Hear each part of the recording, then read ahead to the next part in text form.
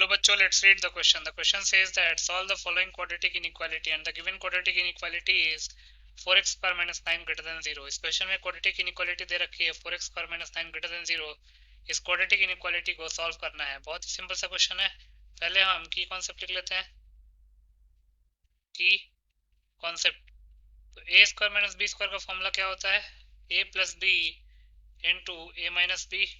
दूसरा, if ax square plus bx plus c is equal to 0 has roots x1 and x2, and let's say x1 is greater than 0 and x2 is greater than 0 and a is also greater than 0, then इसका जो graph बनता है कुछ ऐसा बनेगा.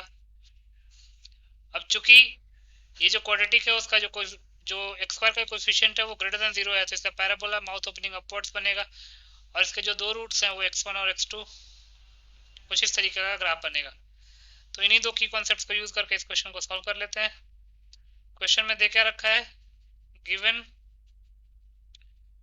Quadratic inequality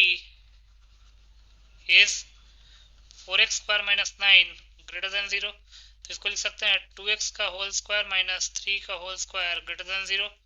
तो ये हो जाएगा 2x plus 3 into 2x minus 3 greater than 0.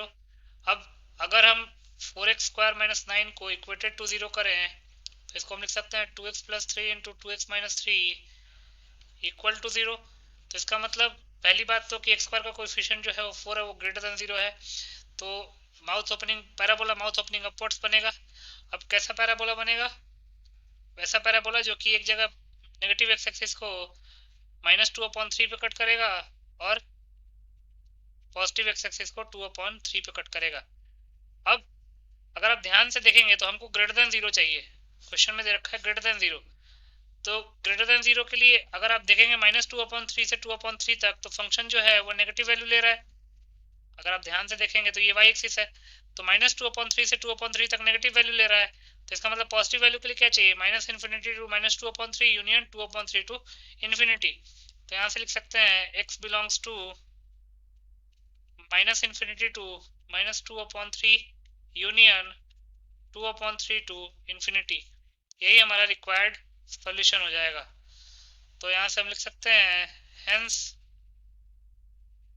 x belongs to -∞ to -2/3 union 2/3 to infinity is the required solution. So this will be the final solution. I hope you understood it well. Best of luck.